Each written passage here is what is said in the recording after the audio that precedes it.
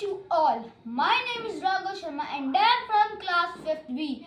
Today's topic is a wise parrot. In a quiet village, a rich merchant kept a bright and talkative parrot in a cage of gold. The parrot had sharp mind and often entertained merchant with stories and songs. However, deep inside, the bird longed for the open sky and green trees. One day, the merchant decided to travel far away for business. He thought he would do something to pleasure his pet.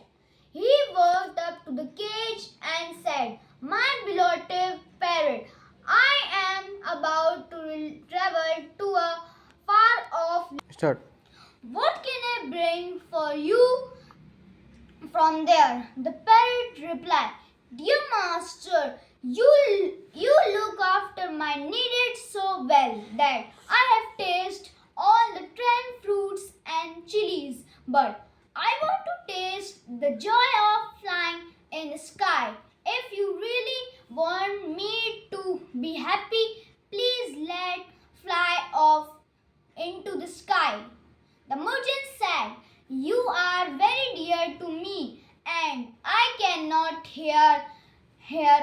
bear to let you go away. Ask for something else."